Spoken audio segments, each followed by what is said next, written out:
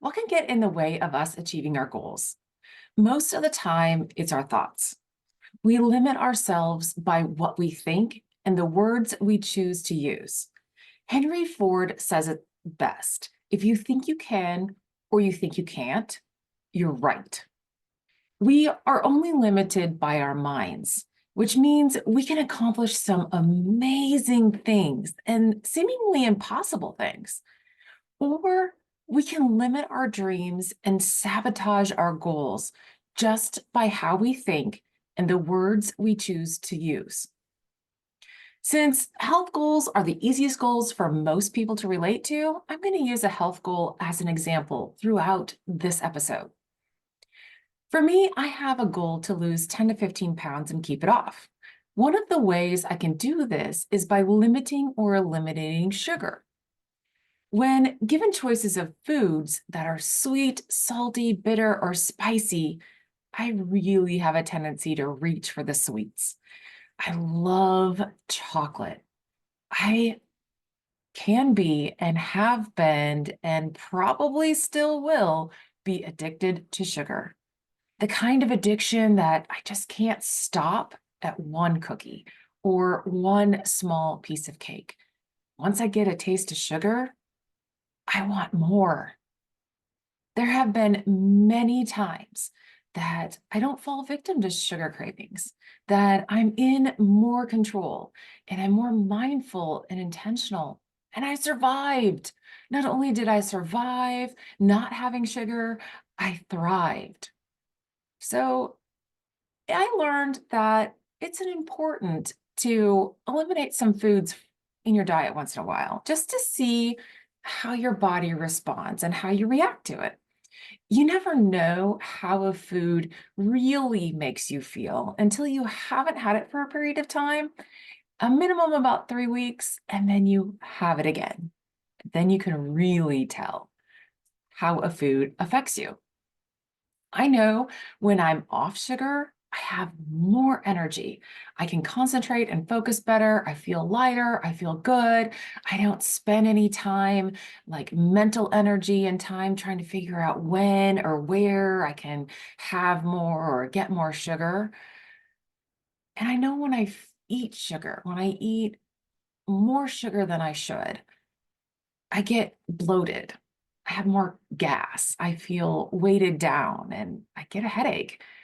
I can feel that sugar rush when it comes on, and then I really feel the crash, which makes me even more tired, sluggish, and have brain fog. When I'm in sugar addiction mode, I think about sugar all the time. What do I have? What could I make? And I spend so much time and energy focusing on food rather than focusing on the things I need to do for work or around the house. I can even trick myself into making desserts that because my brain says, oh, my kids would like that, knowing full well that the real reason is I want sugar. Can anyone else relate? How can we at times be so disciplined not to eat or do the thing we said we're not going to do? And other times feel so out of control and we do those things that we said we're not going to do, even though we know they're not good for us. It's our thoughts. We often start a goal by what we don't want. It's so much easier to think that way. No sugar. I don't want sugar. But you know what that translates for me? It translates in my mind, I can't have sugar. And I don't know about you, but that brings out my rebellious teenager in me. When I'm told no, I can't have something, I want more of it. And I want to prove the other person wrong. Even though it's my own brain saying I can't have sugar, it feels like this external force that I want and need to rebel against. Relate? Words like can't bring out a restrictive sense. We are taking something away or we're limiting it, and our brains don't like it when things are taken away or restricted, when we're told no. It also brings up a sense of forever. Sugar is something that I will no longer be able to have ever. I will never be able to eat sugar again. Using words like these is a sure way to set ourselves up for failure. And we'll prove ourselves right. We will eat that sugar and seek it out, and we will prove ourselves wrong that we cannot live without sugar. I know there is no way I can eliminate sugar out of my diet forever. So many foods have sugar in them. So what's a better choice? What's a better choice of words? Don't want is a start. It's a better choice of words. It gives a more personal choice that we are the ones choosing this. I am choosing not to have sugar because of the way it makes me feel. Heavy, sluggish, hard to concentrate and focus. It can make me feel out of control and addicted, and I don't want it because of what it does to my body. It causes inflammation, bloating, a stuffy nose, and I gain weight. This is a better option. Don't want versus can't, but both of them have the word not in them. This is scarcity mindset, that something is missing, that's limited, there's not enough, which in a way brings out the hoarding. Or in my case, I want to devour any and all sugar in sight. I want to hide the cookies and the desserts and the sweets in the freezer or in the cupboard just so no one else eats them. Having a scarcity mindset assumes we can't change. This is just the way we are. I'm addicted to sugar and I can't do anything about it. Can you relate? So, what's an even better option? What are some better thoughts we can have? Well, and a better option is to choose a more positive statement and more positive words about what you do want. This is an abundant mindset. Abundance thinkers are more confident that they can learn and grow from their experiences. They believe and trust in themselves that they can make a change, and they're more optimistic. They see challenges as opportunities to get better and believe the best is yet to come. So, what do I really want?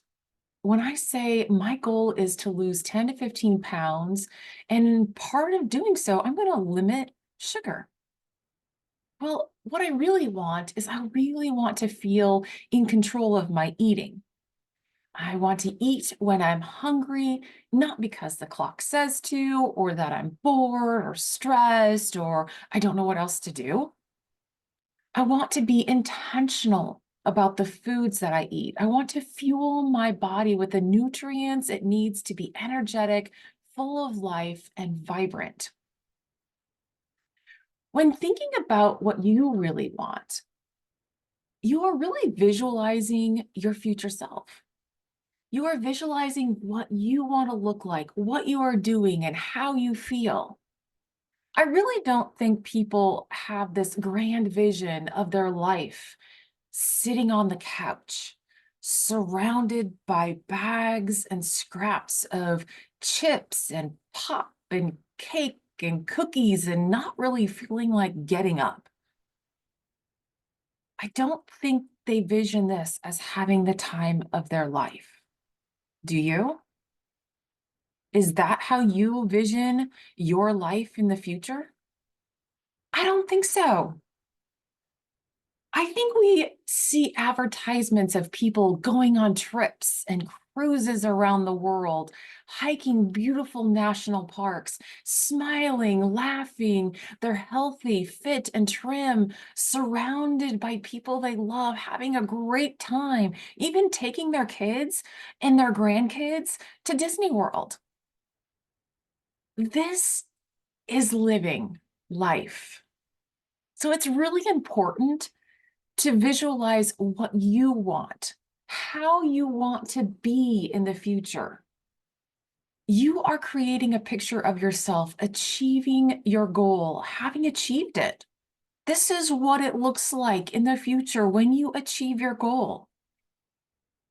Most likely you're happy, you're healthy, you're vibrant, you're energetic. At least I hope you are. You can create this visual of your future and you can hold this in your mind. But to be really have it, to really anchor it in, create a vision board with pictures of how you want to look, what you're doing, how you feel when you have achieved your goal. I have a vision board. I have a vision board that includes pictures of how I want to look and feel like, along with other goals I want to achieve. And that picture is me being healthy, fit, trim, doing the things I love, going on vacations, hiking. It's more about being outside and being surrounded with the people I love, taking my family on trips. So think about what you want in the future. That's the end goal, right? To live happy, healthy life. I also feel like the model be, do, have fits in well here. It's the basic concept is that you ask yourself, who must I be and what must I do right now in order to have what I want in the future?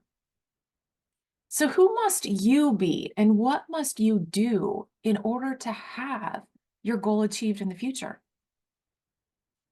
So who must I be right now to have what I want in terms of my health?